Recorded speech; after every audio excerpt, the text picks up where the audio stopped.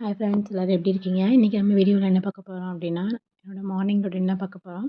இன்றைக்கி வந்து காலையிலேயே எல்லா வேலையும் முடிச்சு ஹஸ்பண்ட் ஆஃபீஸ் கிளப்பி குழந்தைங்கள வந்து ஸ்கூலுக்கு கிளப்பியாச்சு. இதுக்கப்புறம் ஃபஸ்ட்டு வேலை பூஜை ரூமில் இருக்க அந்த இது ஈவினிங் சாமி கும்பிட்டோம். அந்த பால் எடுத்து செடிக்கு ஊற்றிட்டு இப்போ வந்து வீடு எப்படி இருக்குன்றதை பாருங்கள். பெட்ரூம் வந்து இப்படி தான் இருக்குது. கிச்சன் அதை விட மோசமாக இருக்கும்.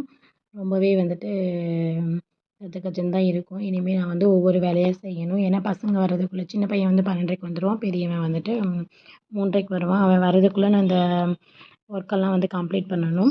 இப்போ வந்து நான் ஃபஸ்ட்டு அங்கங்கே துணியெலாம் இருக்குல்ல, அதெல்லாம் எடுத்து வாஷிங் மிஷினில் போட்டுக்க போகிறேன். எல்லாத்தையும் எடுத்து வாஷிங் மிஷினில் போட்டுட்டு அதுக்கப்புறமா கிச்சன் க்ளீனிங் வந்து பார்க்க போகிறேன். கிச்சன் வந்து இப்போதைக்கு இப்படி தான் இருக்குது. பாத்திரம் எதுவும் கழுவல.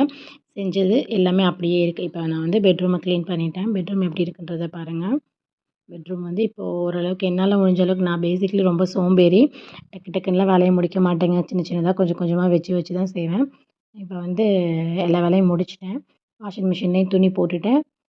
ரூமையும் வந்துட்டு க்ளீன் பண்ணிட்டேன்.